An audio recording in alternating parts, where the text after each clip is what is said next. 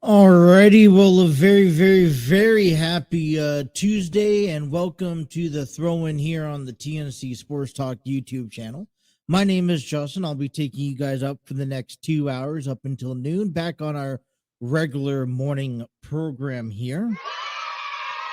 And, you know, I guess I'm gonna see where the show takes us. We got, I'm trying some new things out among the program, trying to make it smooth, entertaining. And one thing that I'm going to do that I'm catching myself right now is that I'm going to ask you guys to be patient with me, because, you know, I'm learning new things that I can do in StreamYard to kind of elevate my videos just that much more.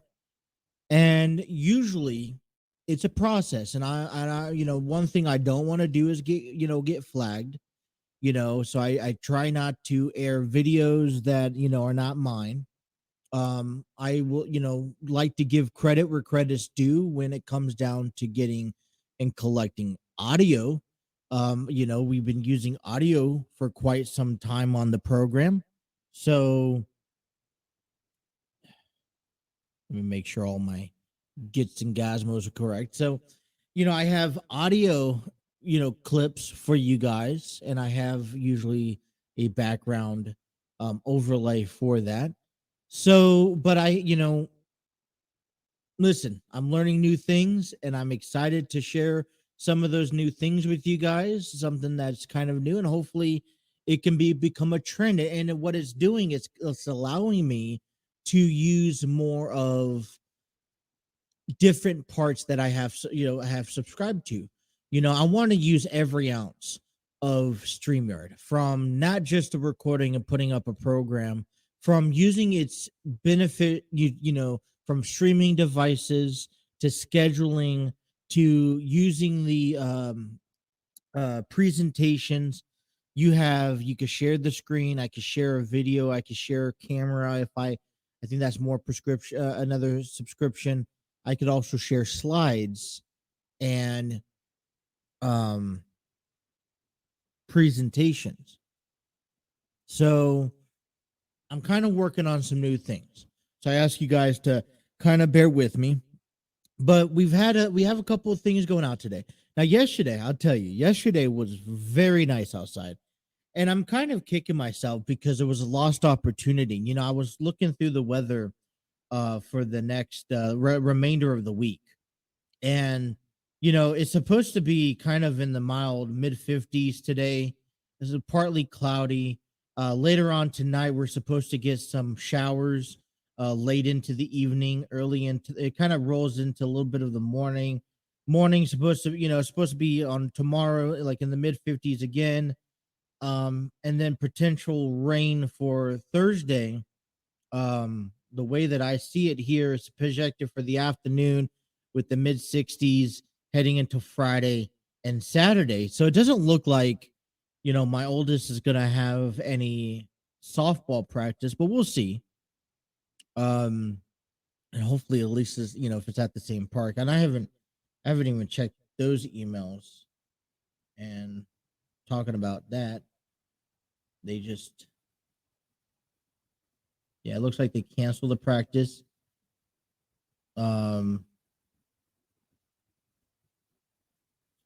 Canceling practice today, 2 days. That was 2 days ago.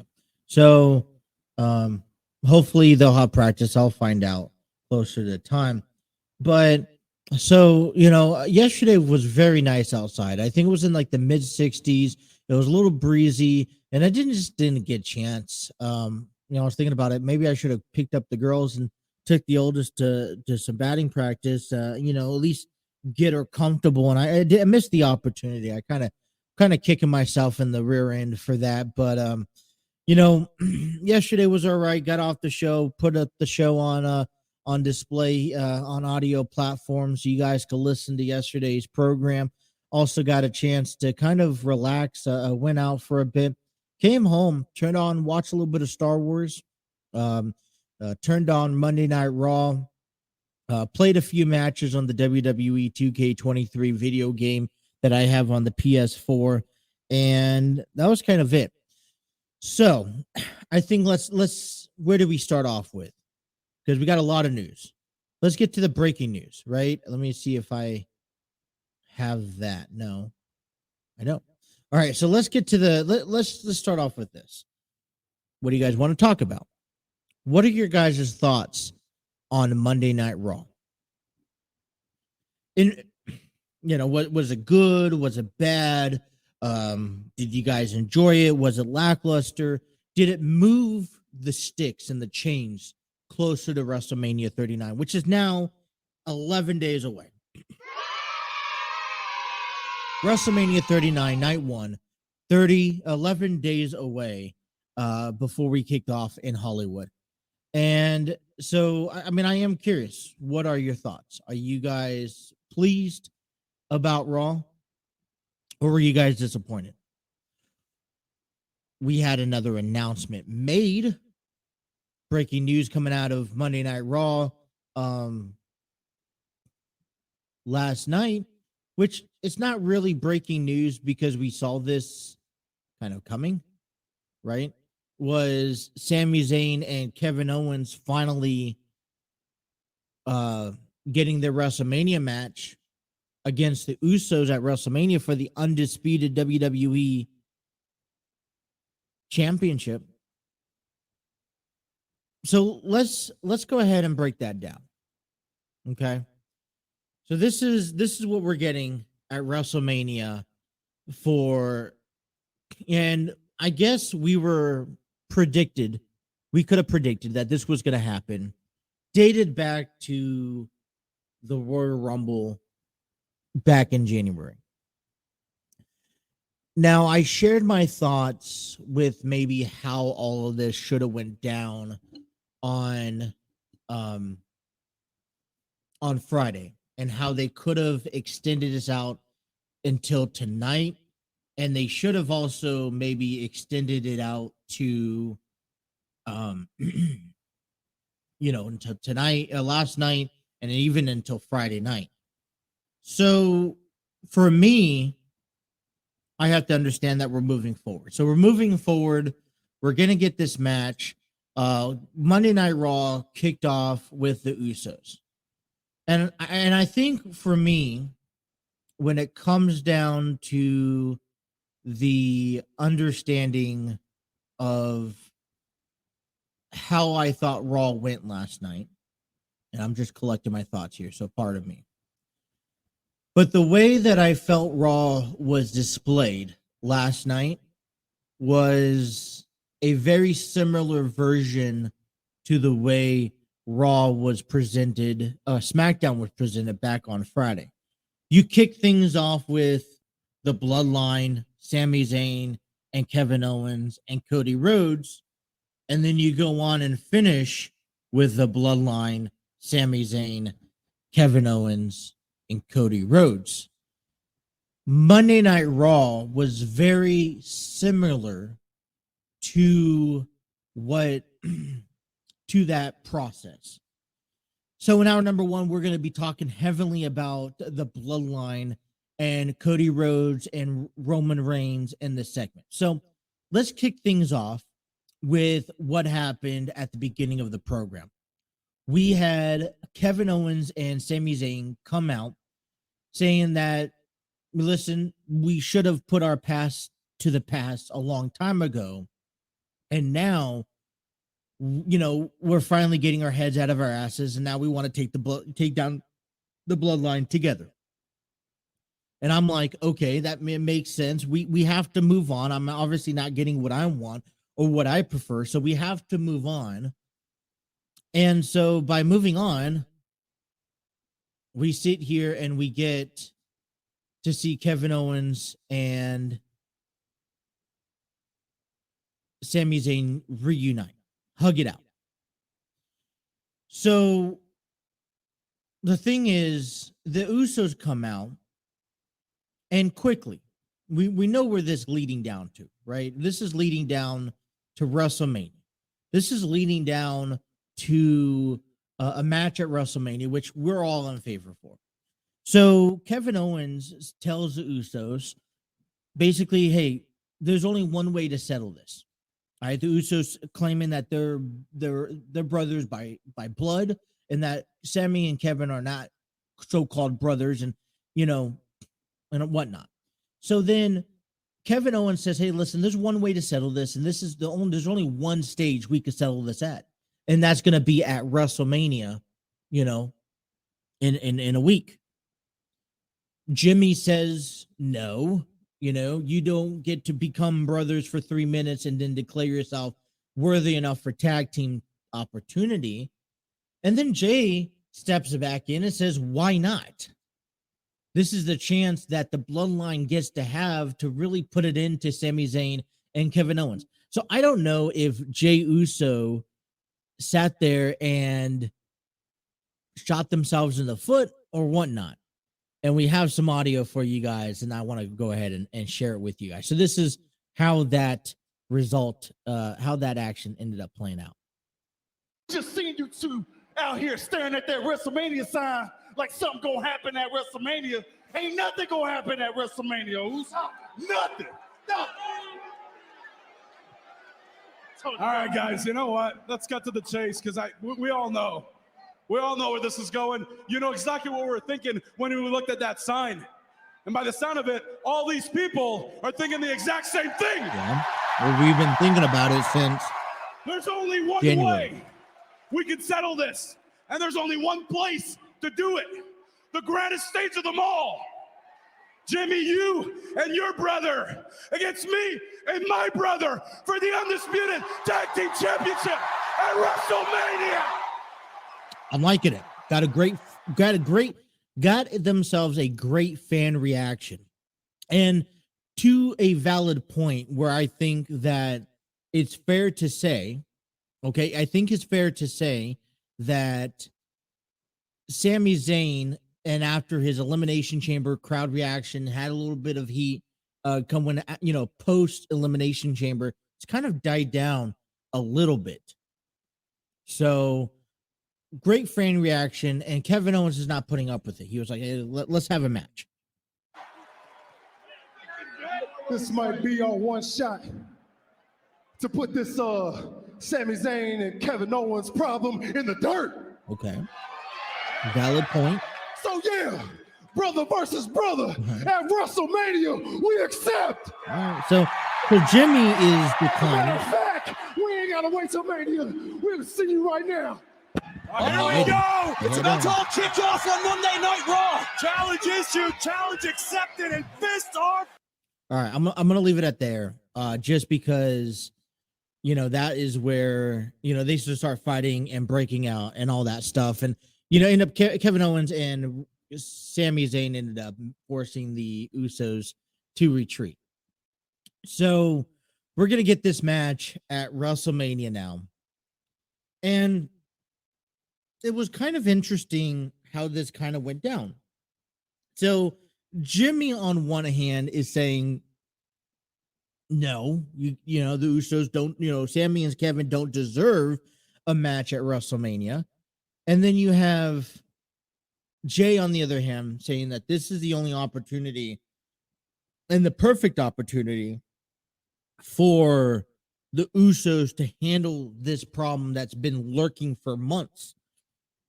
And what's interesting about this is that Jay Uso has been the one who, he's the one who's confirmed this match, but yet again, he's the one who's also has been dealing with the issues from the Bloodline moving forward, throughout the time.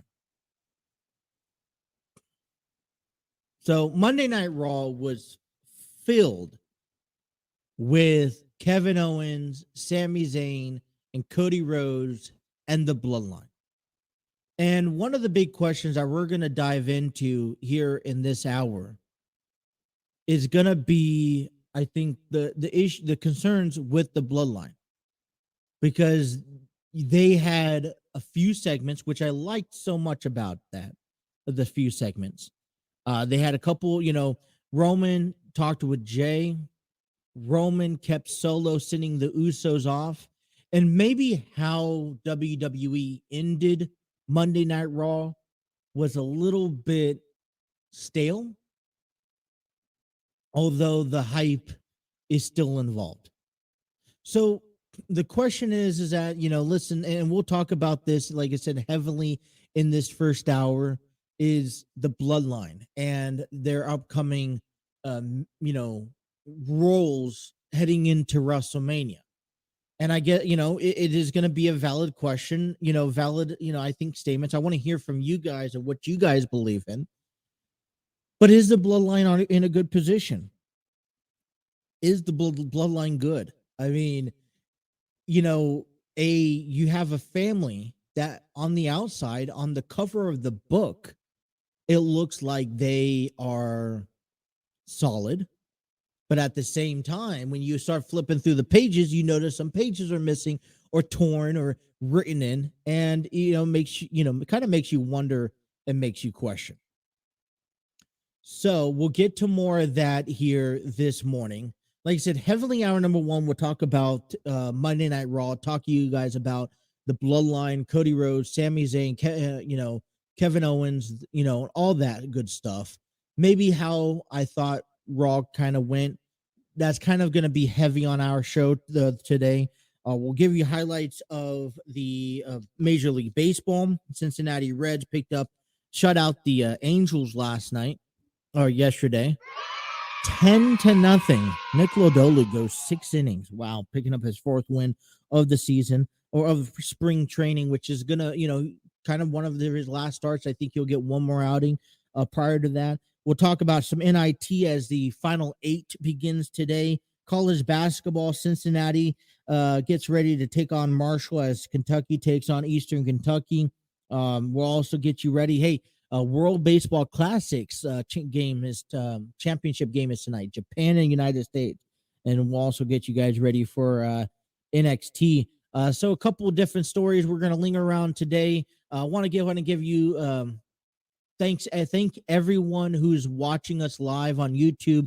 Hit that like, share, and subscribe button. Be sure to hit those notifications. Don't miss a single episode. Be sure, if you guys are watching us on Facebook or Twitter, hit that like button, share it with a friend. If you guys want to get in the comments, which I encourage you guys to, head on over to YouTube and hit the, leave us a comment down below. If you guys are also listening to us on audio platforms, Spotify, Apple Podcasts, iHeartRadio, wherever, we thank you guys for your everyday support. All right, let's take a first break of the morning, and we'll come on back and talk about more WWE and Monday Night Raw. Thank you guys for listening. You guys on the throw-in here on the TNC Sports Talk YouTube channel.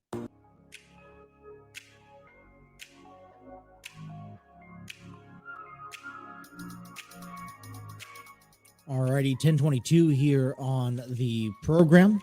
I want to welcome everyone back to the throw-in for the next 2 hours, taking you guys up until noon. And want to give a big shout out to StreamYard Studios, the proud home of the TNC Sports Talk YouTube channel, where you can create podcasts, videos, host virtual business meetings, and even conduct interviews. Check out their free version today at StreamYard.com.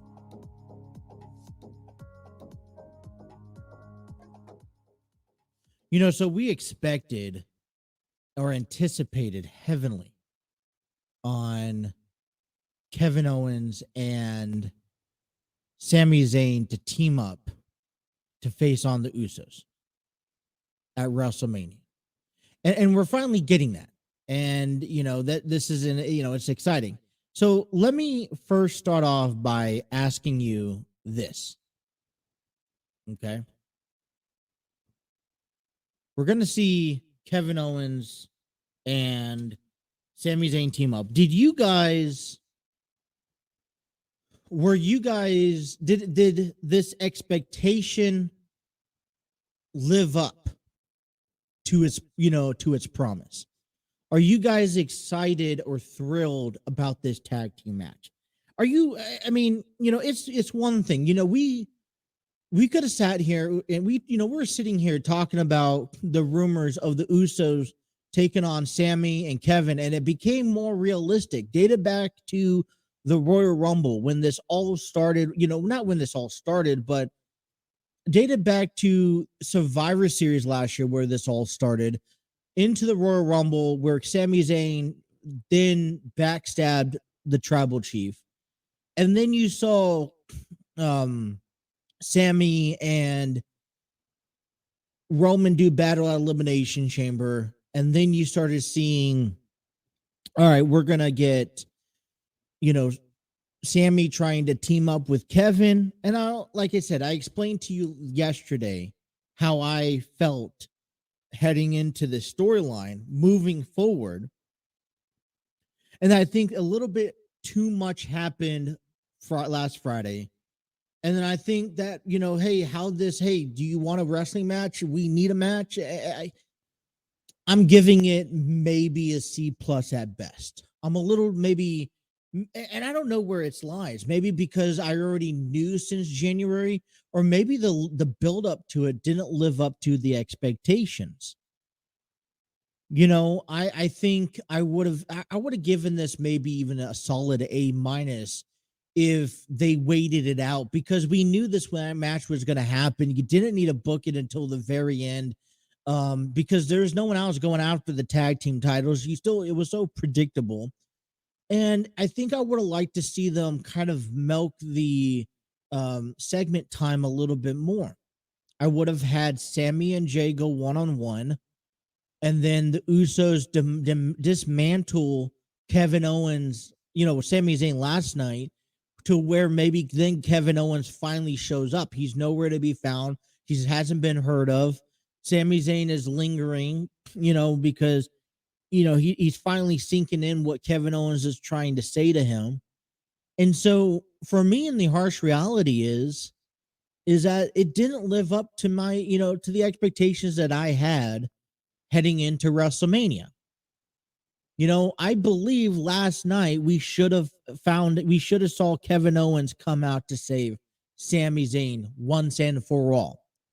Friday night should have been left down as a beatdown between the Bloodline and Sami Zayn, to maybe where you would see Cody Rhodes once again. And then last night on Raw, you would see, and this is just if I'm booking, okay, this is not what happened, but this is if I was booking this build-up. Last night you would have saw, okay, Kevin Owens, or no, not Kevin Owens, Sami Zayn versus Jey Uso one-on-one.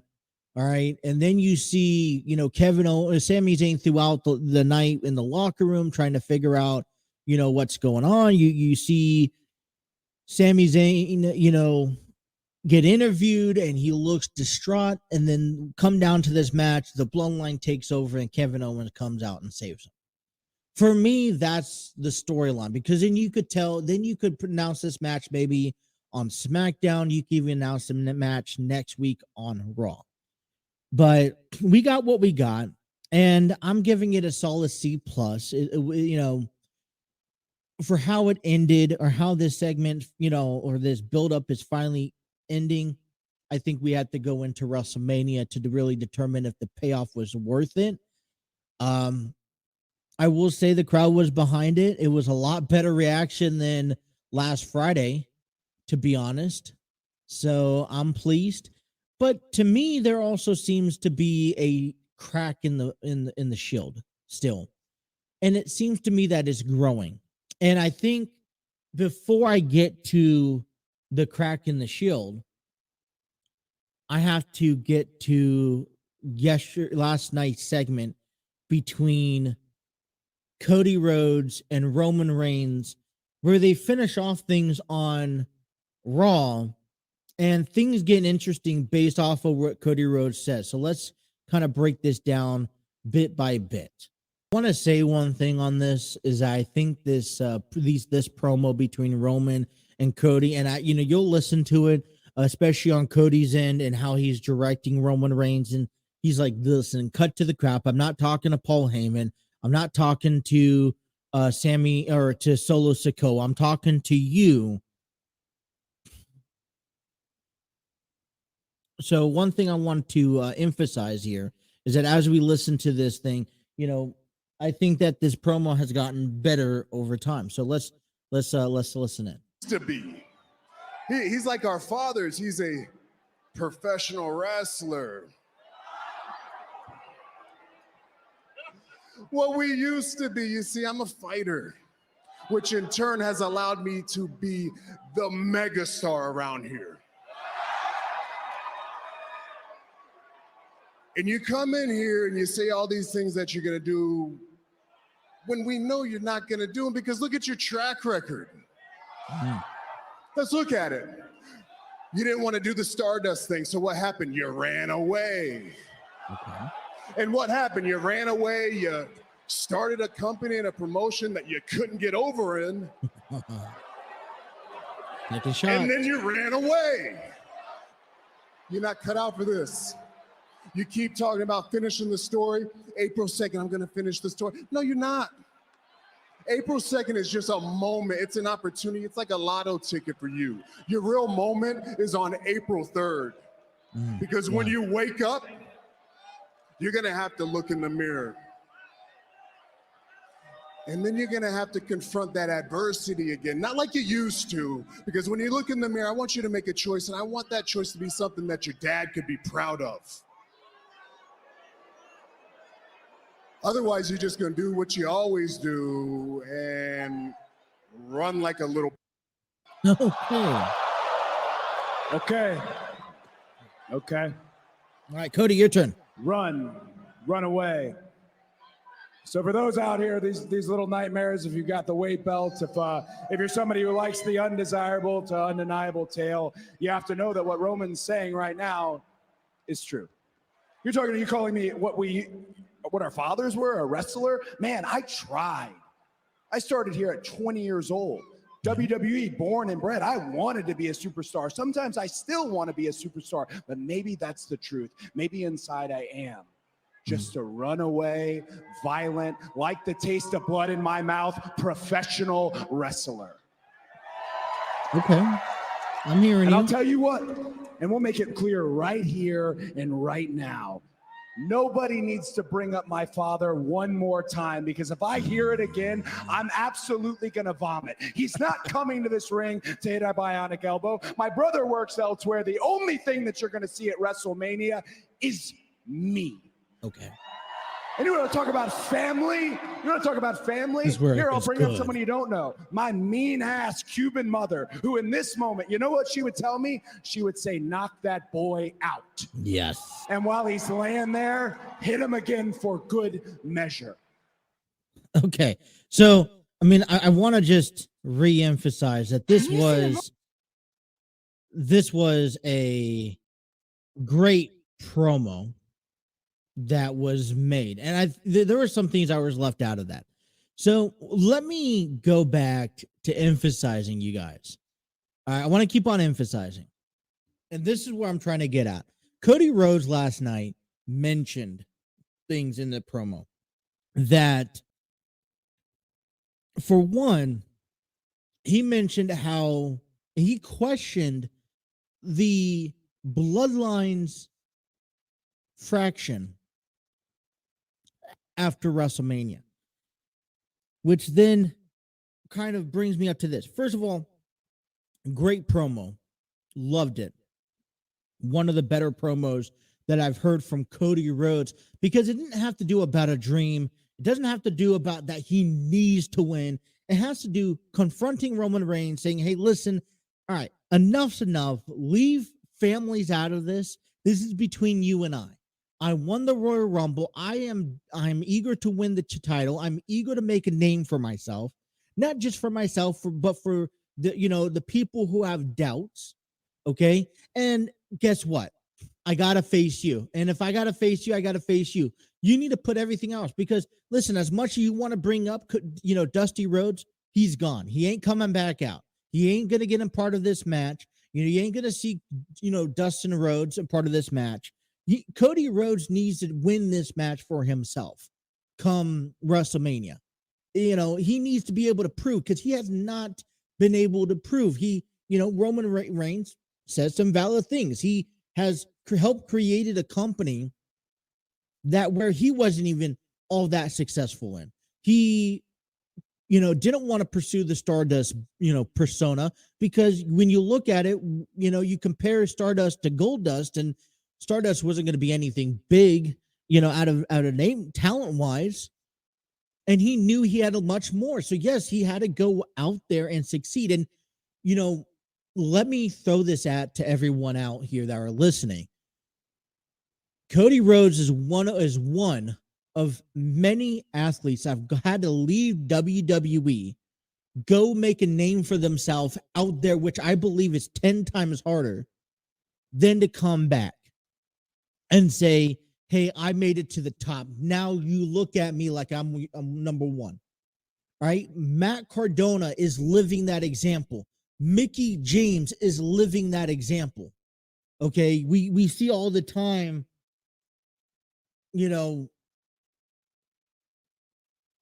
lately people have had to go leave the company to become better. I strongly believe that Brock Lesnar became a better person when he left to MMA, right? Batista, in a sense, became a better athlete when he left. Drew McIntyre had to leave to come back to be the athlete that he is today. Jinder Mahal, although his time was short and he's still competing down in NXT, but he still, he had to leave before he was able to come back. Plenty of superstars have had to go to somewhere else, make a name for themselves out there on the indie circuit, which, like I mentioned, is a difficult thing, before they could come back and say, all right, listen, I am now a better person, and now you're going to treat me. Cody Rhodes is one of those success rates. So it's not like he ran away. He went on to a different journey, and he's had success that way. Yes, he hasn't won, 3 or 4 independent wrestling companies championships. That's fine by me. But when he's out there, he's having great matches. See, I live by in the wrestling industry, and people are going to tell me that I'm wrong, and that's fine. I've had people tell, every time I've talked to people about wrestling, they say that, unless you're out there going for a title, then what are you doing? Right? Some of the greatest matches in wrestling history has not been just about the gold. And I strongly believe, thanks to guys like Taker, you could have matches, heartfelt matches. Look at them Taker matches that he's had against Shawn Michaels, Triple H, Brock Lesnar, Roman Reigns, in the past, that didn't have to do with a title on the line. These are matches that people talk about still today. His matches with Kane, you don't have to have titles on the line in order to make it, make a name for yourself. A perfect example is when John Cena and The Rock did their 2-year WrestleMania stint. All right. Yes, there was a title on the, I think, was there a title on the line for one of them? I don't remember. All I know is that, even if there was a title on the line, and I'm drawing a blank, because for me, the match itself was meant more than any title that can be perceived. There's 2 types of wrestlers: a wrestler that grows up and needs to have a title on the line, that needs to work for something, and then guys who have already established themselves. They come in and they have memorable matches. Cody Rhodes, has, I declaim, and I think this honestly questions, and I'll head to break, and when we come back, we'll talk about this exclusively at the bottom of the hour. But, really, realistically, 2 questions at it. What happens if Roman Reigns loses at WrestleMania? Does the Bloodline dismantle? Because last night we saw Jey Uso making decisions. He was kind of sketchy about telling Roman that he was, part of the bloodline forever. He didn't go tell Roman, hey, I'm sorry, I fucked up. He didn't go tell Roman that, hey, listen, that's my bad. I didn't have my head on straight. Now I do. I'm sorry. Where do you go out there and handle business? He went out there and made a match for him and Jimmy without consulting the tribal chief. And you know what? Roman Reigns, let's face it, he hasn't really been a part of this whole Sami Zayn mess since Elimination Chamber. So is there cracks because Solo Sikoa, Cody Rhodes got into his head last night and Roman Reigns had to pull him off. So what would happen if Roman Reigns loses at WrestleMania? And two, this was a really well-perceived segment that I'm thankful that it happened, especially on Raw, because now I think you can move along from pushing family aside, and making this just about Roman and Cody Rhodes, which is needed. All right, let's step away. Come on back. We'll talk more sports. You guys are listening to The Throw-In here on the TNC Sports Talk YouTube channel.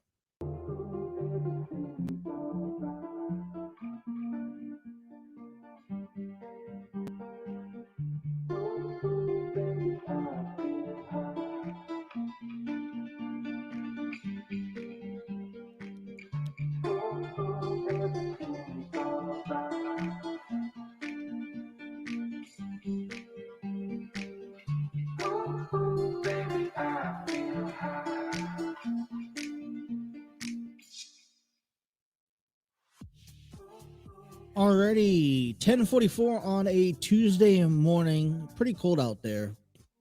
Hopefully it warms up a little bit. I see the sunshine rising. But welcome back here to the Throw-In.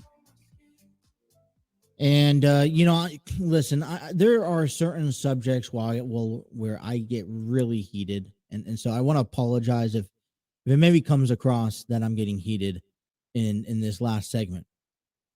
Bottom of the hour, still talking about wrestling and everything that is kind of unraveling after a Monday Night Raw that I felt was the same thing as Friday Night SmackDown, which really wasn't a great show. But there was other things we'll talk about going through this. But the biggest conversation that we're having right now is about the bloodline and its cracks. We sat there and we said, listen, Cody Rhodes, I disagree with Roman Reigns.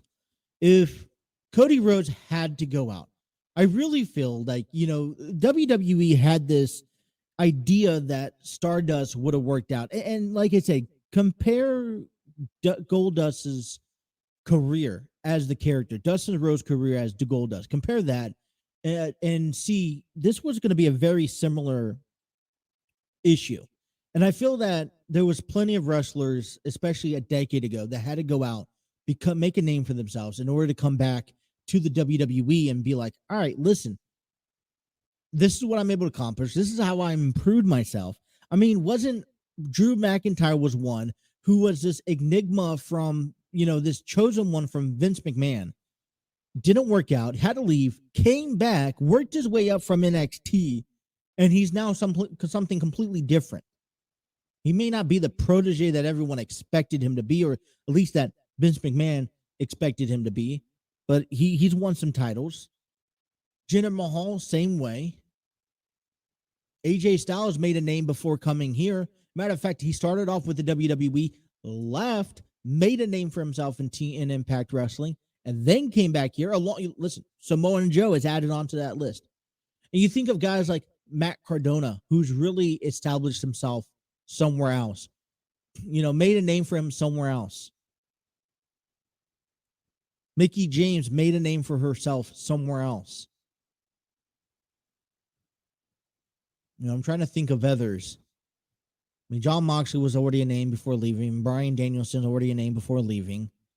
Adam Cole, he was a name before coming to NXT, and then he really established himself. Cody Rhodes is another big name. So I really, I think here's along the line the question. Who needs to win more? Where's the WWE headed? And to me, I see cracks in the wall, in the bloodline wall. I see cracks. And it leans towards to the fact that the Usos may very well have a good chance of losing at WrestleMania. Roman Reigns may very well have a good chance at losing at WrestleMania. And, I wouldn't like to dismantle the bloodline quite yet. I would like to keep the bloodline up and running a little longer, I guess. But last night definitely showed me some things, and it kind of made me believe for a moment that we can see the bloodline kind of as a go off into this vacation that, hey, they do need. We can see the bloodline kind of falling apart. And I think that as a family, even if they fall apart, they could get back together in a few months. But you think about, I don't know where Jay's mind is at, honestly. And I question when he sat down with Roman Reigns and told Roman Reigns that he's good, that he's family, he's part of the bloodline. It wasn't convincing enough to me. It wasn't convincing enough to me in the sense that I don't believe Jay. All right, he went out and made a decision, and usually Roman Reigns is on top of that. So a couple flags right there in the opening segment or two. And then Roman Reigns sends the Usos to go feast on mahi-mahis and king crabs and lobsters at the plane, at the jet.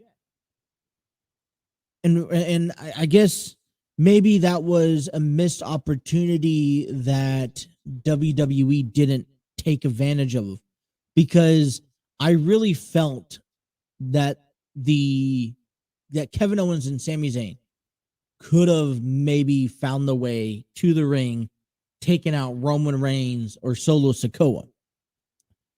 But you know what? It's WrestleMania season. They're keeping these two storylines separate. And I've noticed that over the last month that Roman Reigns has not been really involved into every bloodline's business. So the question is what happens if Roman Reigns loses? Well, Solo Sikoa almost burst and couldn't help himself.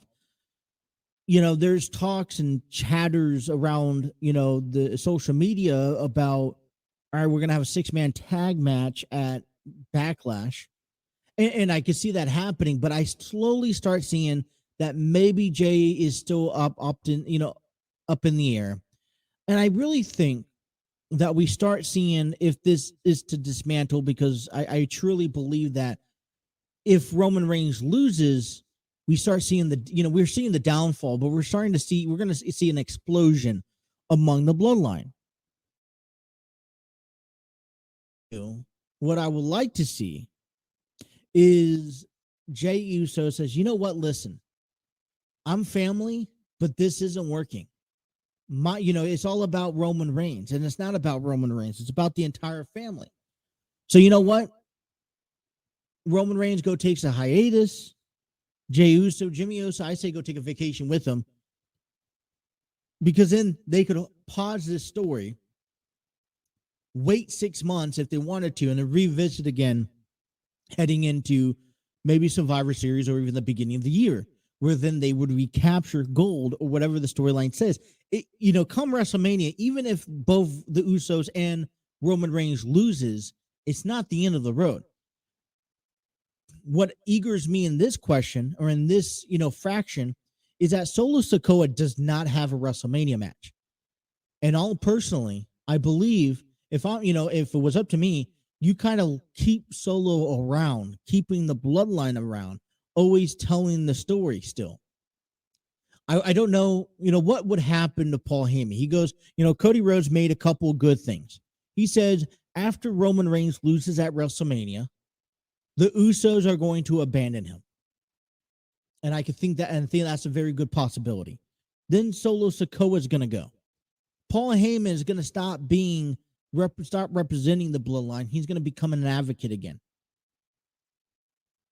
Now, for me, this probably writes Paul Heyman off script for a while, but I would like to see him become the advocate of Solo Sikoa, stick around with Solo, work with him. Maybe Solo could go on and win the IC title or the United States title down the road. Whatever the direction WWE has for him, I would like to see Solo Sikoa still, be in the picture and still have an opportunity, to kind of be around, still get his matches in, because he hasn't been on television as much as the Bloodline has.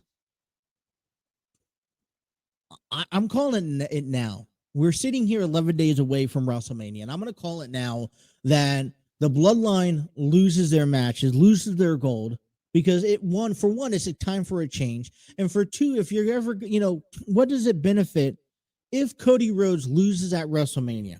He loses everything. And we start weighing in, right? Our odds and means about who is, who loses the most. And we kind of start figuring out that if Cody Rhodes loses, this is the whole reason why he's came back to the WWE. And I want to kind of reiterate another story that I think is a disappointing factor. Edge's return was about becoming, returning because he was told from the doctors that he couldn't. But then he came back saying that because he wants to win the gold that he never lost. I would love to see Cody and Edge, maybe at SummerSlam.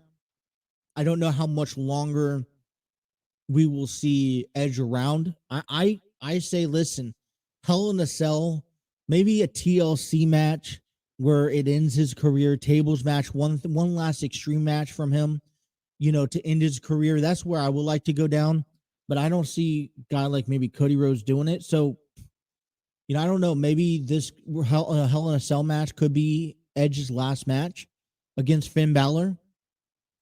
But, he was a name worthy enough to mention. I guess I get worried about where this all is lying down the road. And I think I personally believe you go put the titles on Kevin Owens, Sami Zayn, Cody Rhodes, I think the WWE is in a strong position moving forward because you still are building up against other talent. So I want to know what you guys think. All right. Is what happens? What do you think happens if Roman Reigns loses at WrestleMania? What do you think happens to the Bloodline? WWE is going to get a lot of interesting. I wonder if if they're willing to have some good match, like if they're ready, because the Bloodline carried SmackDown all the way. I'm wondering if we will actually see Cody Rhodes go back and forth periodically on both Raw and SmackDown. I would also like to see how well SmackDown can handle after the Bloodline. So I guess a lot to be questioned there, but I mean, I guess time is to tell. So, our number one is complete in the books, archived in. Okay. And so we get to head into hour number two. In hour number two, we'll talk about the Cincinnati Reds as they shut out the Los Angeles Angels. We'll get ready for the NIT Final 8 tournament. College baseball is on today. ESPN Plus, you'll see Marshall and Cincinnati. We'll talk a little bit about that. As well as, even though the Kentucky Wildcats lost against Kansas State, there's already a lot of,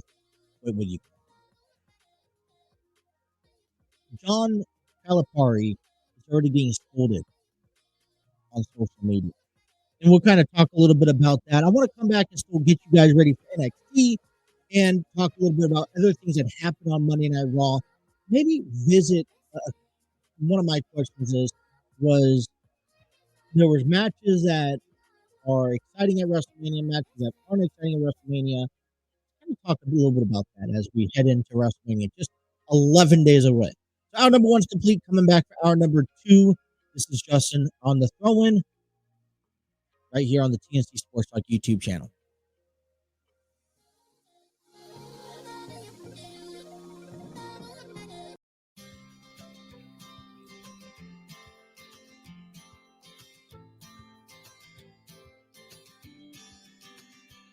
Sometimes we act like a fool, not aware we're troublemakers. Sometimes we try to be cool, not being givers, only takers. Stop for a minute, stop and breathe for a minute. Don't get over your head, try to listen instead, won't you? Think for a minute, who you wanna be for a minute. Don't get over your head, you're like everyone else, aren't you? You could gain from me. Alrighty, you guys, back with hour number 2. What's going on? Justin here in the throw-in at 11 o'clock hour. And I want to give a big shout out to our friends over there at Spreaker from iHeartRadio, the proud home of the audio versions of the throw-in and all episodes of the TNC Sports Talk YouTube channels to make it to Spreaker. We can upload our audio shows where then you can listen to the throw-in with me on Apple Podcasts, Google Podcasts, Spotify, iHeartRadio, and more. If you guys are looking to create your own podcasts and upload them, check out Spreaker. You won't be disappointed. I know I'm not. Go check them out today. All righty. Hour number 2 here. Got a couple of things. Got a little doctor's appointment after the show. And listen, we are finally in the single digits of before opening day of Major League Baseball.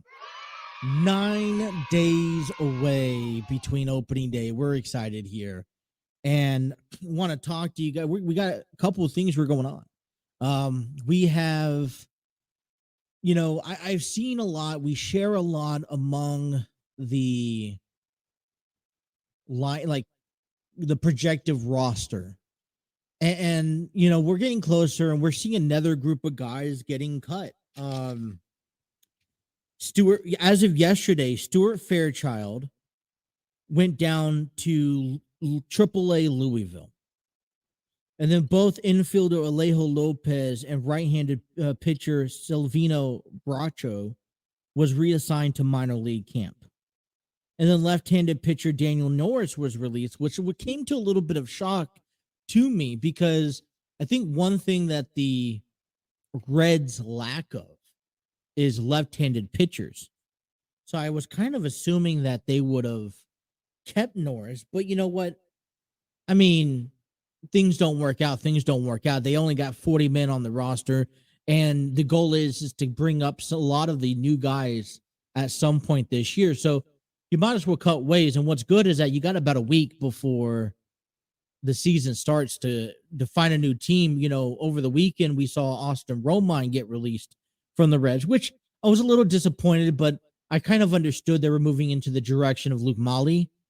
And you really don't want Kurt Casale and Austin Romine, 2 older veterans, kind of just taking up space because you also got Chucky Robinson down there in the minor leagues, kind of working his way up.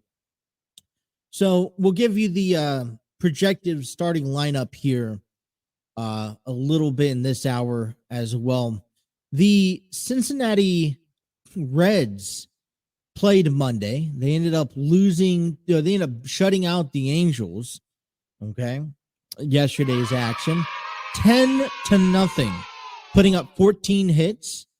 Nick Lodolo picked up, and I have this wrong, but picked up his 4th win on the season. He went 6 innings, giving up 3 hits, 3 walks, and 8 strikeouts. And you know what?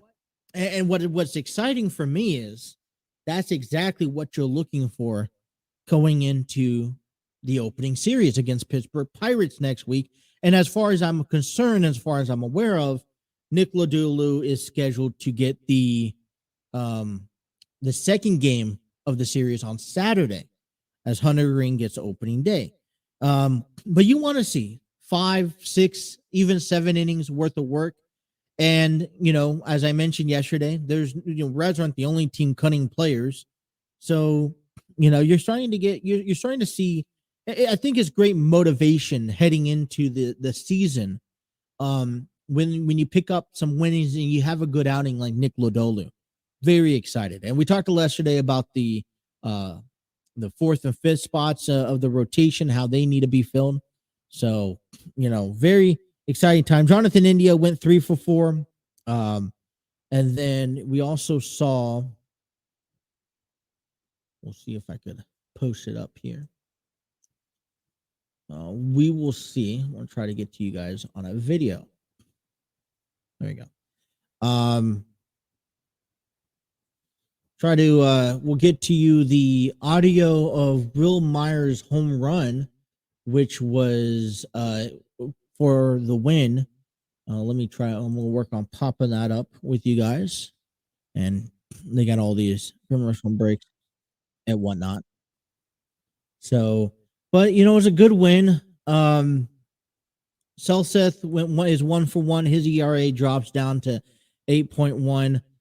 We also see Nick Lodolo's ERA drop down to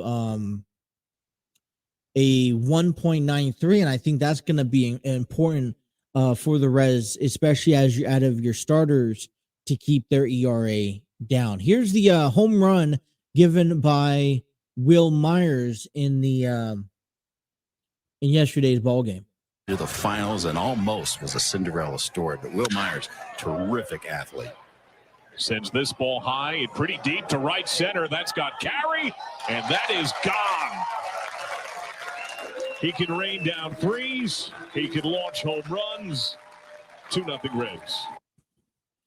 All righty. Well, that was the home run from Will Myers in yesterday's victory. The Reds have today off as they will go on to face the Padres tomorrow night, 9:05 p.m. Eastern Standard Time, first pitch for the Padres. And the Reds in spring training action don't have any news on who's pitching or whatnot yet. I'll give you all that information tomorrow.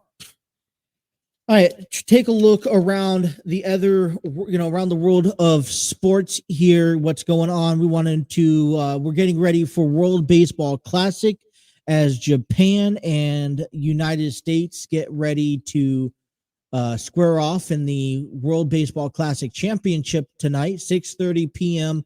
I believe it's to be available on FS1. Two great. I was listening to it earlier, getting ready for the show. It was a very good game. I chose to watch wrestling over the World Baseball Classic, and from my understanding and the way I heard people talk about it, yesterday's game between Japan and Mexico was kind of like a game 7 of a World Series. The atmosphere, and it was interesting to note that this entire past weekend, including tonight, was sold out. We'll see United States and Japan, 2 of the top teams, I think, in baseball in the country, in countries wise. I know they've had a few meetings last time. I think it would be nice to see, I'm rooting for, U.S. to win, obviously, but I guess we'll wait to find out. I mean, compare that to NXT tonight. I may tune into a little bit of the game, but kind of also ready for everyone to get back to getting back to their squads for opening day. NIT tournament action as the final 8 is here, and today and tomorrow 4 games will be played. Tonight we will see North Texas take on Oklahoma State at 7 p.m. and then the second game will be at 9 p.m. Eastern time as Wisconsin will take on Oregon in the NIT tournament. The NCAA tournament Sweet 16 won't begin until Friday. College baseball Cincinnati is getting ready to take on Marshall tonight on ESPN+. Marshall comes into the game 9-8 as Cincinnati enters in 8-12. Cincinnati begins 8 of the 9 next games at UC Baseball Stadium. Last time these two teams met, Cincinnati won 10-5 back in 2008. Marshall has also dropped 2-3 over the past weekend against Appalachian State. Excuse me.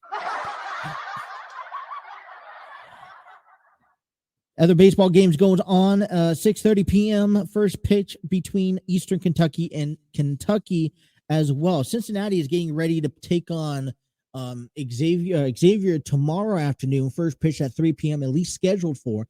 I know weather is supposed to be a little bit into play tonight, but we will see what happens as of tomorrow if these two teams can go out and actually have themselves a game. That is your trip around your local sports. We'll get you more to it tomorrow as more news awaits.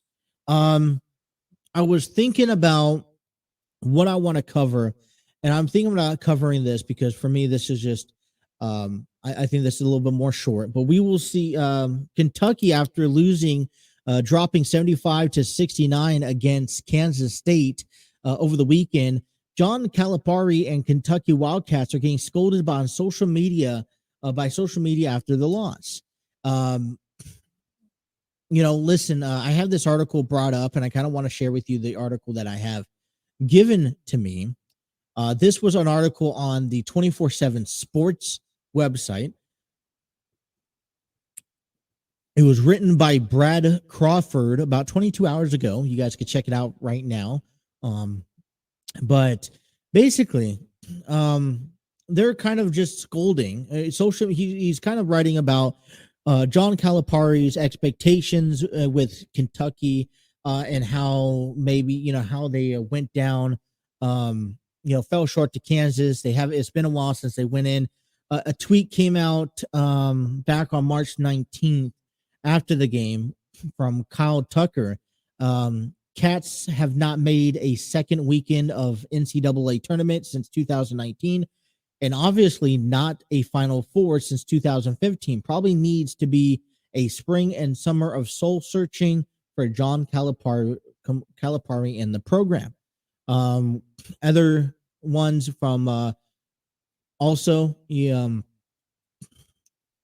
was a tweet by Jeff Goodman saying Kansas State, Bruce Weber beat Calipari in Kentucky in the Elite Eight in 2019, and now it's Kansas / Jerome Tang who sends them packing with Sweet 16 on the line.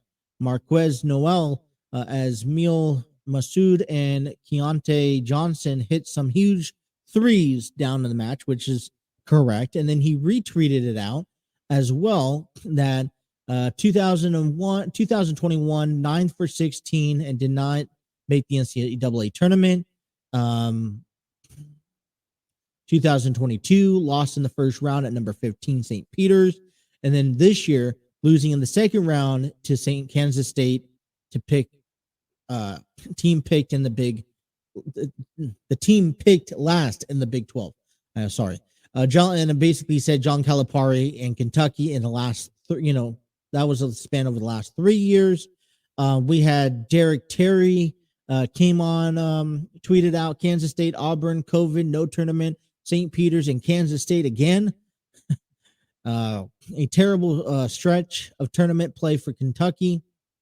Basically, this is just, listen, John Rothstein, Jerome Tang was a head coach of Heritage Christian Academy High School in 1996 when John Calipari led UMass to the Final Four. He just beat Calipari to go on to a Sweet 16 in his first year as head of coach of Kansas State.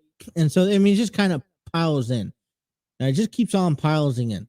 And so I guess the question is does Kentucky, maybe look into a scorch for, a new coach, when's enough? I mean, I've come to the understanding, all right, that out here in Kentucky and Cincinnati, and this is kind of my first year really looking into the college basketball, baseball, football sports. And what I'm learning is that, this is the first year that, there's high standards. You expect high standards from Kentucky. You expect high things from Cincinnati. And you definitely expect high things from Xavier. Now, for me and where I've come from and where I've grown up at, the NIT was something special. It was about a decade ago where we started, San Diego State was actually seeing themselves into the NCAA tournament. And then they go on to lose in the first or second round. And, if you made it to the Sweet 16, you're like, you're God, in sense, like, listen, I know, listen, I mean, I get it. Listen, 3 years and you have nothing to show for it beyond the second round, despite COVID. And then you got beat by Kansas State twice. And then Jerome Tang beating you as first year coach. There was a lot of things in that game that kind of went sideways. And I don't think that Kentucky really made much of an adjustment during the game to say that they really fought at the end to come back and try to win. And so I guess, there is a question. There are standards. And for me, growing up, understanding where this comes from, I would just be like, all right, making it to the tournament, making it to the second round, I think it's good enough. But I guess out of Kentucky, it's not good enough. They have higher expectations. And I don't blame them for having higher expectations. But at the same time, I'm still new at this to say. So what is the future for John Calipari? They mentioned on the tweets, which I don't disagree with. I mean, you have evidence that says, hey, the last 3 years haven't been nothing, and you have a good squad. Is it the recruiting? They do have to do some hard soul searching in that matter. Is your future lies with John? Is the program lying with what they have now? You think about this, you bring in new players, you bring in new, new coaches, you're going to bring in new players, and they're going to be in with, out with the old and with the new. So is it John's recruiting skills? Is that the problem? Is it John not able to adapt and change with the times? Is that the problem? What is the exact problem? And honestly, how much do you blame John for the failures? He's putting together a winnable team. They've gone on and they win. They made it to the tournaments, and you have to win when it counts.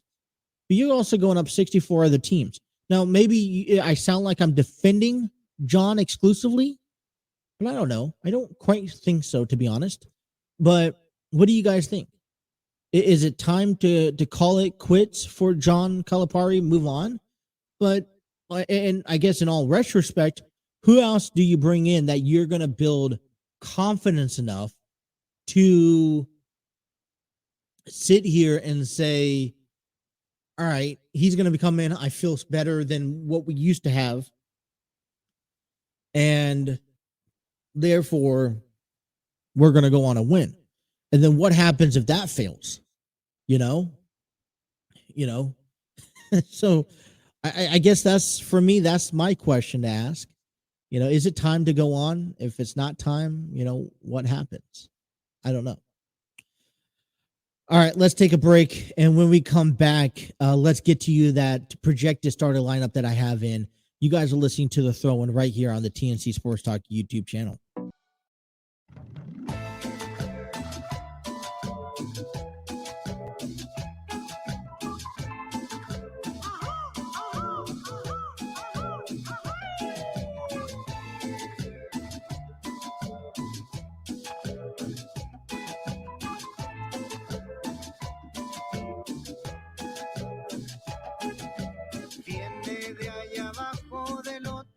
Alrighty, 11:23 here on the program, taking you guys up until noon here on a Tuesday. And I want to just, I want to give a big shout out to Canva. And the one thing that I've learned over yesterday, and matter of fact, as I think has helped me, and I really like it so far. So far, so good. It's worked pretty well. And the one thing that I really like about Canva is that Canva has been provides me to create things like the commercial break ads, the little additions to like the pre-video that you guys see before the actual show. Also, I've been using it to upload to share the screen with. But one thing I've learned is I could share slides, and if I did a presentation through Canva, I could display it on here, and that's what you guys seen. That's why I'm able to do kind of like a picture-in-picture where I'm off to the side, and I could have the last picture where you guys see me as well, and I can see the information on the screen. And I'm like, it's starting to work pretty well, and I like it so far. So instead of just having an overlay on the screen, we get a chance to see everything else. So I want to give a big shout out to Canva. It's kind of been a tool that I've been using all around and still planning on using it. Love the subscription and whatnot. All right, we are just 9 days away from Major League Baseball opening day. And that means, the Pirates and the Cincinnati Reds. And I understand, okay, that Hunter Green will be on the mound. Now, yesterday, we kind of took, Mark Sheldon's, we kind of displayed what Mark Sheldon had against, with the projected 26-man, roster. And it looked like Luis Cessa was kind of being thrown into the bullpen. I kind of like the idea because he's now, I see him as a relief, a starter out of the bullpen type guy. If David Bell needs to go a bullpen day, Luis Cessa kind of works in. If he needs to go a 6-man rotation, Luis Cessa fits in. If he goes, or if one of your pitchers or starters or, just can't get out of the second or third inning, Luis Cessa could kind of eat up some innings. So, I really like that idea. We're still working on figuring out who's going to be in that 4th or 5th spot. We talked a little bit about Luke Weaver and how I like him. I think this kind of gives you now the final outings here over this next week of how the Reds are going to really, use that 5th spot. You have a choice of Connor Overton or you have Connor Overton right now, Chase Anderson, or Brandon Williamson. Now, my case for Brandon Williamson is that you start him down in the minor league in AAA. I think if you could start him down in AAA, give him a couple outings, and he's kind of one of your, maybe he's a go-to guy in May or June. If he has a couple good outings, you'd be like, all right, if someone gets hurt, you could slide him right in the position. I would also I would probably give the option to Connor Overton to see just where he, lies. You have to get your feet wet sometimes, right? I like Connor Overton. And then you have Chase Anderson, I think, early on, because I don't know the status of how, Luke Weaver is. They say that he's questionable, but I think he'll be ready. I got that gut feeling, and I hate these gut feelings, but I got that gut feeling of how that Luke Weaver may be one of the first guys that you see on the IL because of his spring training injuries. And, we kind of knew about that. It's not surprising to anybody. We kind of knew what he had to offer, to be honest. But so it's going to be interesting to see how the Reds put this final 26-man rotation roster together. But what we get to share with you guys is the Cincinnati Reds projecting starting lineup. And, key names off the bat. Chad Pender, for me, utility guy. Kevin Newman, utility guy. And I think you got to start Jose Barrero unless he's not physically ready. Because in the first 3 months, April, May, June, we need to understand and know just where Jose Barrero is at. Is he ready for big leagues? And the only way that you're going to know is putting him out there. And if not, you have Kevin Newman as a backup, utility infielder. You're going with 4 outfielders. Will Benson, I think, will get center field. I think TJ Friedel will come off the bench. And it all depends how Will Myers is being used. Is he over there at first? Or if he's playing, or maybe he's even at third base, because he's played a little bit back in his early days. I don't know if they'll still throw him out there. So the lineup here is what I have projected for March 30th. And I'm just going to see the comparison here. But, the idea is, we're going to see Jonathan India. We're going to see Tyler Stevenson. We're going to see, Will Myers, unless, like I said, over the next week, something dramatic happens. The one thing I want you guys to pay attention to in this starting lineup is that I think this is where it starts off with, but I also believe that this lineup is something that is David Bell's going to have to really configure out for the first few weeks of the season. I don't really think or don't really expect to see the same lineup each and every day out, because you got to remember the limitations of, Joey Votto coming back from injury. He's kind of getting off to a slow start in spring training. That might relay over to, your everyday start. He's also, we're going to see the DH kind of be shared among Joey Votto, Tyler Stevenson, maybe one of those, Chad Pender or Kevin Newman, depending on days. So, I think this is a solid opening day lineup. And, maybe some things change, but I really strongly feel this is how this lineup is going to be projected. So starting things off at number 1 here, and this is not including Hunter Green, who we know is going to get the nod for the pitching spot. We have Jonathan India. Jonathan India, for me, is number 1. I think he's a good leadoff spot, with the whole bigger bases and the whole pitch back to first base. I think you could utilize him if he gets on base. He could definitely steal. And we're gonna definitely seen the base running aggressiveness from the Reds so far this spring training.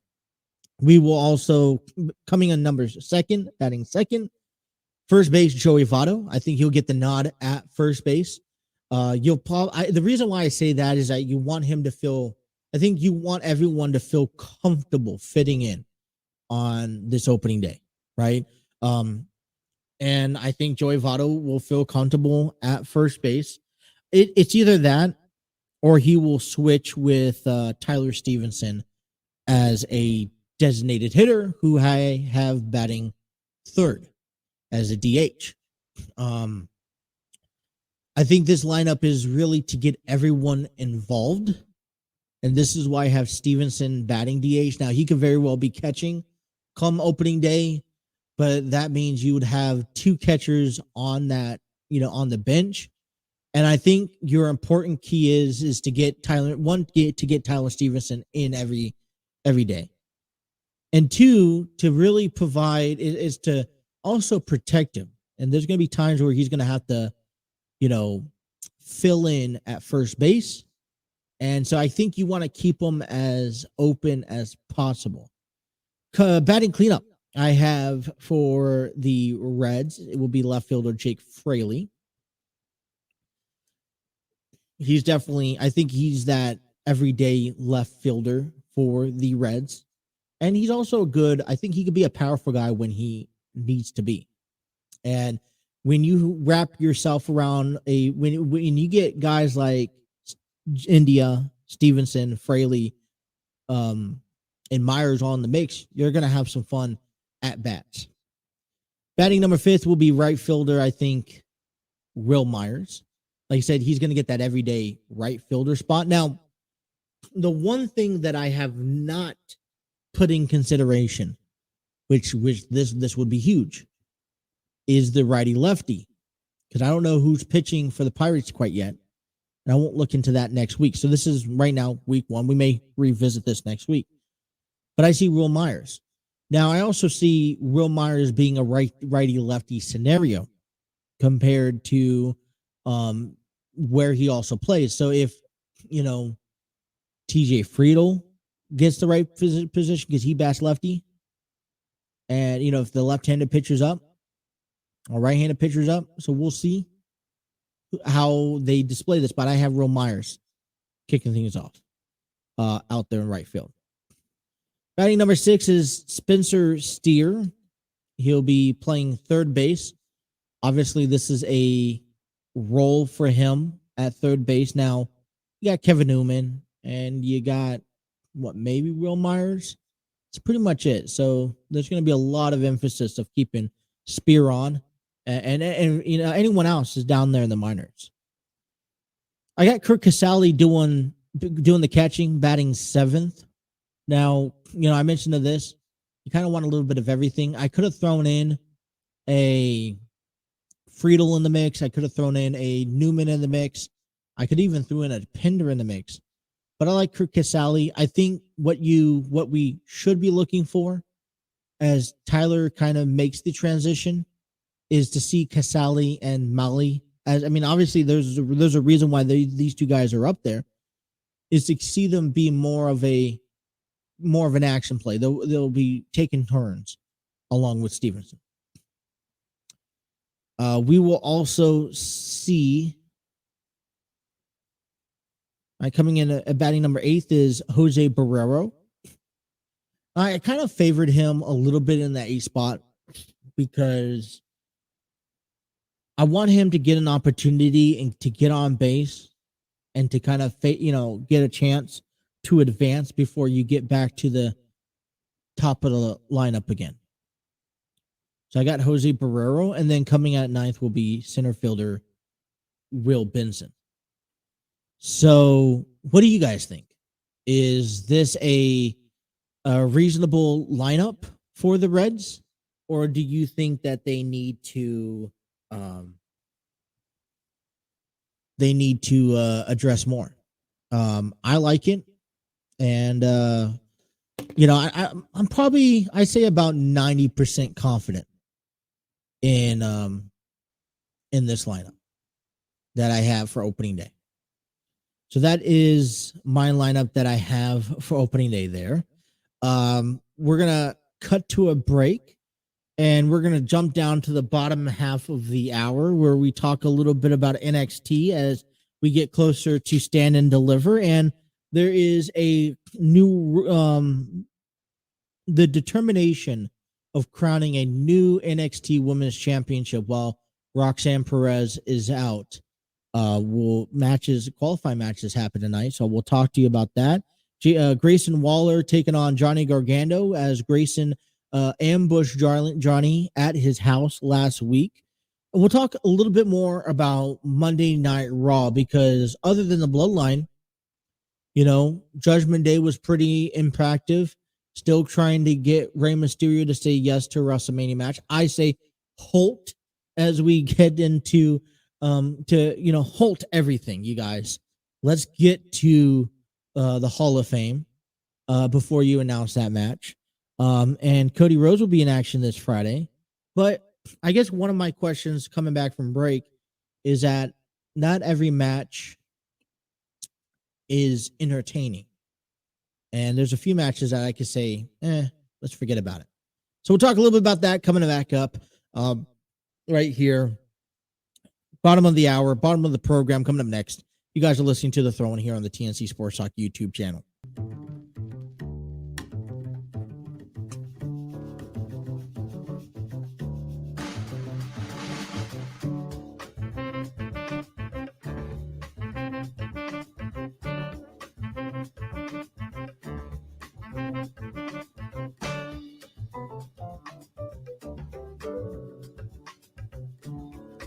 All right, you guys want to go ahead and give a big shout out and promotion to Epidemic Sound that provides the music for the program, where you guys could discover your world-class artists, composers, and bands, find the perfect soundtrack, and give you guys social media accounts. Music they deserve. Epidemic Sound is a royalty-free music link. For more information, check out epidemicsound.com.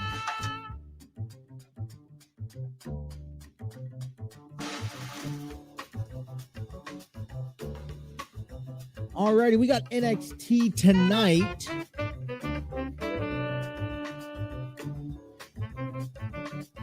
as we got ourselves a NXT Women's Championship qualifying match. 2 matches actually scheduled for tonight's program. And we get closer to NXT Stand and Deliver, and a couple matches we'll talk into there. But we will see Tiffany Stratton take on Indy Hartwell to qualify for the NXT Women's Championship match that Shawn Michaels named last week, but with the unfortunate news of Roxanne Perez being out with injury. And they don't have no timetable when she's going to be back. They know that she's doing well. I believe she's been sent home and she's going to be recovering. I'm hoping that when she is ready to return, that she will go on and have kind of like an NXT championship champion face each other. We will also see Lyra Valkyra taking on Ivy Nile. Watched a little bit of NXT last week. Still learning about some of these names going through. So those are your 2 matches. I believe it's going to be a ladder match. So we'll find out who else is going to be a part of it. We'll let you guys know tomorrow and update you. Ilja Dragunov will take on JD McDonough. If I said that correctly, apologize.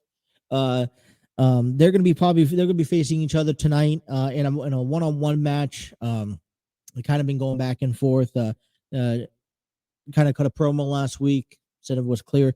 So it's kind of also an excitement because NXT has that habit of, all right, this probably could be something they could save to NXT Stand and Deliver, and they decided that they're going to go ahead and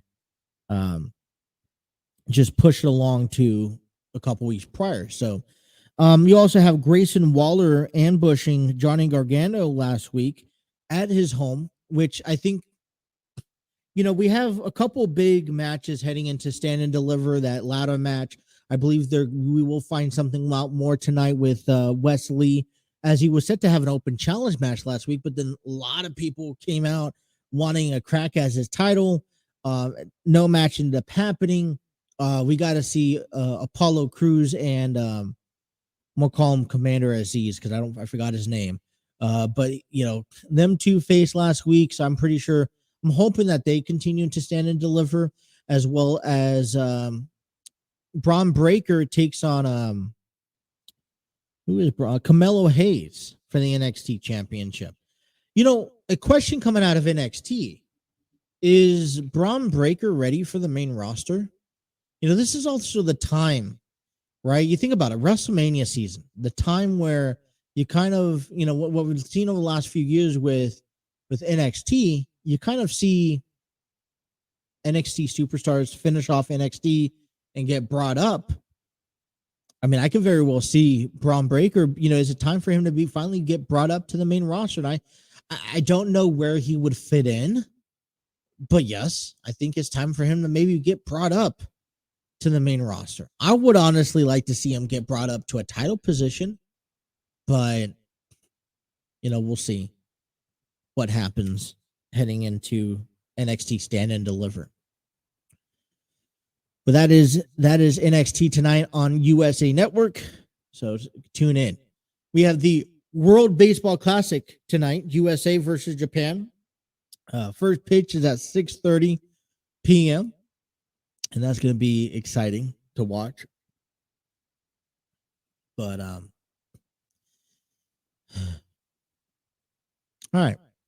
All right, let's continue talking about these stories on Monday Night Raw. I talked heavily about the Bloodline and how and Cody Rhodes, Sami Zayn, Kevin Owens. Like I mentioned, Sami Zayn, Kevin Owens set to have a WrestleMania match against the Usos for the Undisputed WWE Championship. We also, we're still waiting for Dominic and Ray. Like I said, if it was me booking it, I'd book it all the way out to the Hall of Fame ceremony.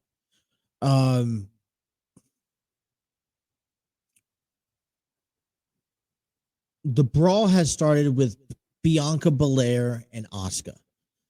Last night they teamed up, and I thought it was supposed to be I thought it was, I forgot her name. I know Carmella, and then what's her name last night. But then Piper Niven came in and was her tag team partner. So I don't know what happened with Carmella last night. But, you know, they're trying to give them some in-ring time, still trying to push things forward, which is great.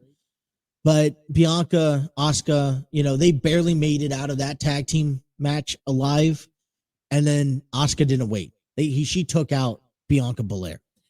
And, you know, I think, you know, as we start really diving into WrestleMania matches, what match do you think is going to be better? Is it going to be Rhea and Charlotte, who had themselves a brawl last week on SmackDown? Or is it going to be Bianca and Asuka? Now, I mean, all four women are very physical. All four men are great talent, and I know that they could be more a 5-star talent, you know, 5-star matches. I personally believe that if it was, I think here's what holds back. In my personal experience, I would love to see Bianca and Rhea. I think they could have themselves a 5-star match coming to WrestleMania. And to see Rhea and Charlotte, although I think it's going to be a really good match, I don't think their ceiling is not 5 stars.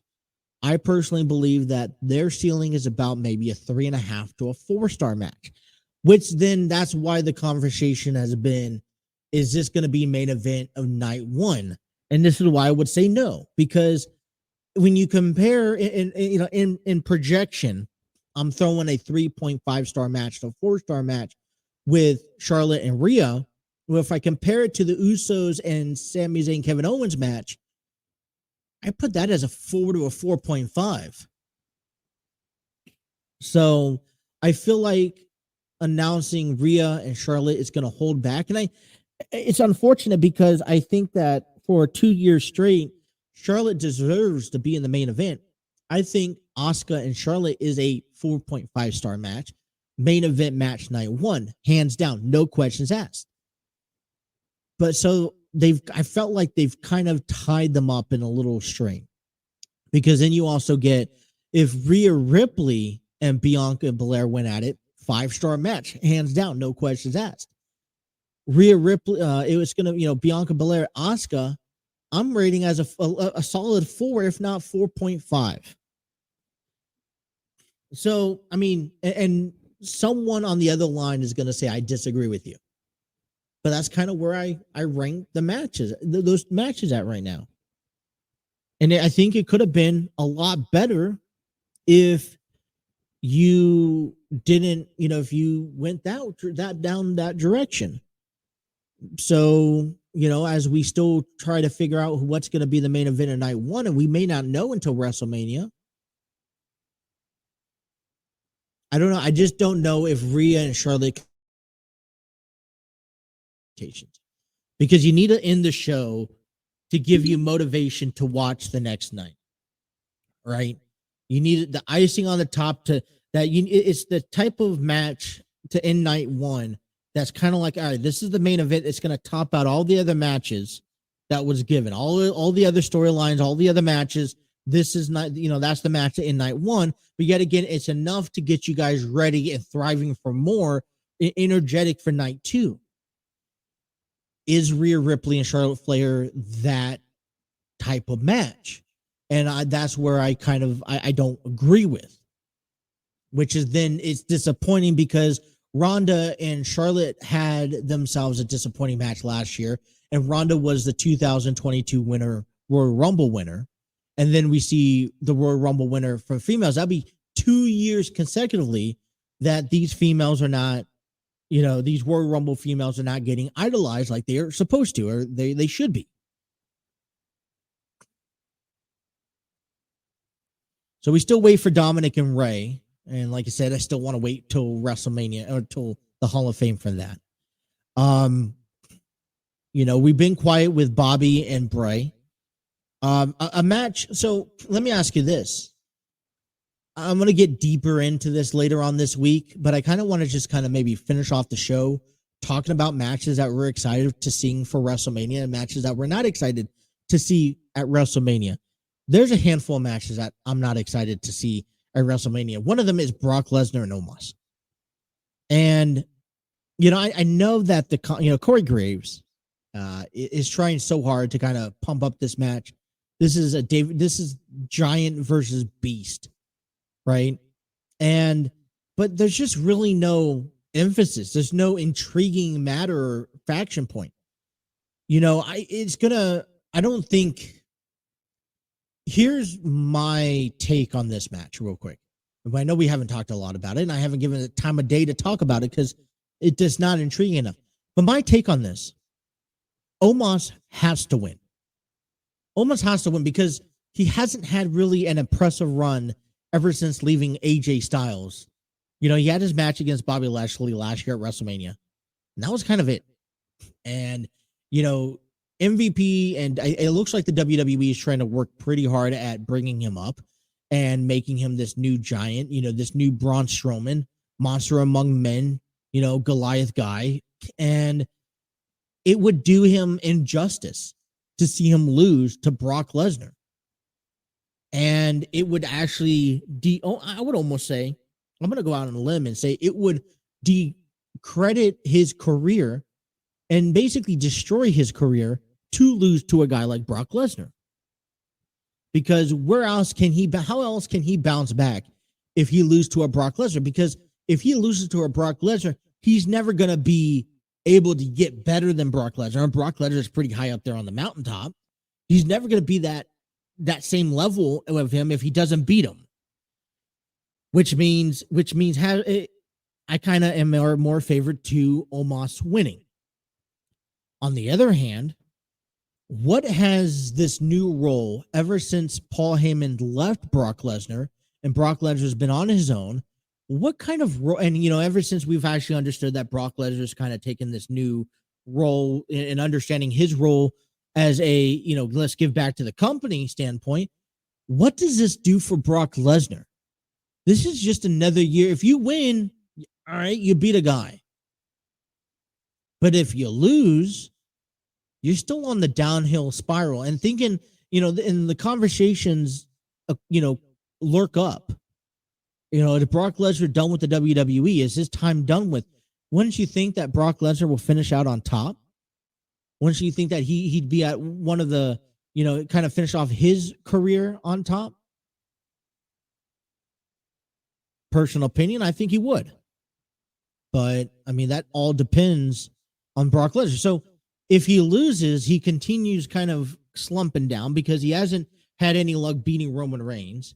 He kind of needs to find that match that can get. He hasn't beaten Bobby Lashley either. He's kind of had that match where he kind of needs that match to kind of get back up, and time running out. How many more opponents can beat him? And I think moving forward, does it really benefit a win or loss from either guy? Both guys really need to win this match. And I think there is a significant amount of loss that either men could lose if one of them, whoever loses. And you can't end this match in a double disqualification.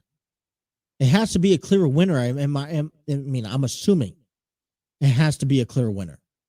So, I'm not really, this is where it's intriguing, but yet again, it's not because there's really no hype. There's no build up. It's nothing compared. Like it's probably on the same level as the Fatal 4-Way Tag Team match where I can probably care less if I watch it or not, but I'll tune into it. Bobby Lashley and Bray Wyatt, we'll talk about that a little later on. I know they've been quiet about it because I guess there's uncertainty of if Bray is going to even be able to be at WrestleMania, but we'll figure that out closer to time. But yeah, so I want to know throughout this week, what matches are really gravitating your attention? What matches are you guys excited about? And at the same time, what matches are you not excited about? I mentioned to you, I'm not really necessarily excited about Brock Lesnar and Omos. Not necessarily all that thrilled between Rhea Ripley and Charlotte Flair, and maybe that's an understatement. There's a couple of tag team matches that are, getting underway that I'm just not also happy about. So, what do we have in store leading for us? That's still to find out. So the Reds are off today. They don't have a game. We have NXT tonight, USA Japan tonight, which I know I'll be watching. And I got a couple projects coming your way as WrestleMania season begins, as Major League Baseball begins, as we start figuring all this out. Got a couple interviews working on. So exciting time right now. It's going to be very big, very impactful, coming your way. So we're just getting getting going. Here for you guys. So, hey, thank you guys for tuning in. It's been a wonderful time. Great 2 hours. We'll be back again tomorrow morning.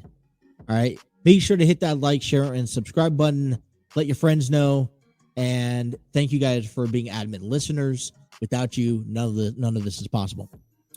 Justin here on the throw-in for the day. Until tomorrow, thank you guys for tuning into the TNC Sports Talk YouTube channel. You guys take care. Enjoy the rest of your day.